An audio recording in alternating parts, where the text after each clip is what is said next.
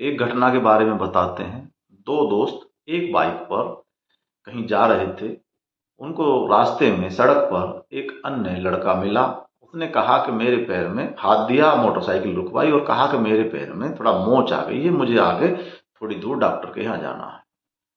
लड़कों ने उस पर तरस खाकर उसे बैठा लिया। कुछ दूर ही आगे बढ़े थे कि उस पीछे वाले बैठे लड़के ने, एक महिला जब मोटरसाइकिल की बराबर में आई तो उसके हाथ में एक बैग था।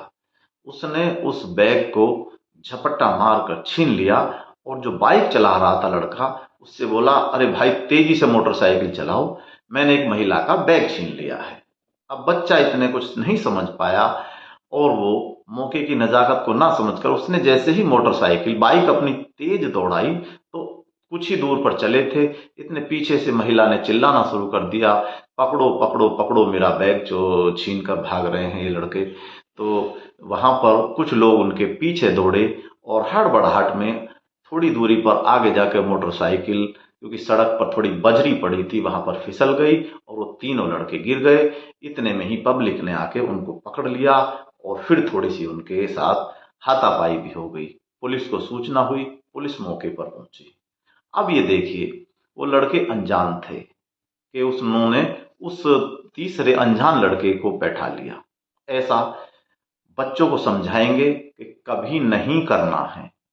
हमारे बच्चे किसी भी अनजान व्यक्ति को अपनी बाइक पर, अपनी गाड़ी में ना बैठाएं, क्योंकि अब वो बच्चे अच्छे परिवार से हो सकते हैं, पुलिस परिवार से हो सकते हैं, तो पब्लिक पकड़ती है तो कितने सवालात उठते हैं और कितना मुश्किल हो जाता है।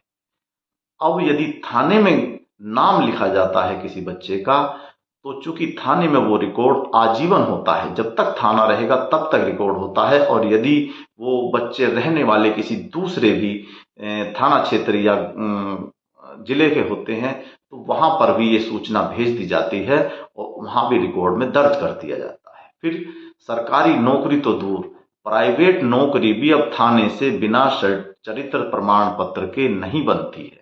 यहाँ तक कि कोई फैक्ट्री में गार्ड भी रखता है तो भी थाने से चरित्र सत्यापन होना जरूरी होता है। और यदि कोई चुनाव लड़ रहा है, उसका प्रत्याशी या उसका पोलिंग एजेंट भी बिना चरित्र सत्यापन के नहीं बनता है। अतः किसी भी तरह से अपने बच्चों को, भले ही वो किस तरह पढ़ रहे हैं, किस तरह खा रहे हैं, क्या कर रहे हैं, ये हम ध्यान ना दें, लेकिन ये जरूर ध्यान दें कि उनके दोस्त कैसे हैं।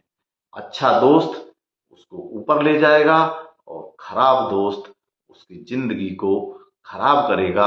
हमें केवल उनके दोस्तों के बारे में जरूर सोचना चाहिए, उनसे मिलना चाहिए, उनकी हमें मैं अपने दिमाग की रीडिंग पढ़नी चाहिए, वो किस तरह के बच्चे हैं। अतः सजग रहिए और जागरूक बनिए। जय हिंद।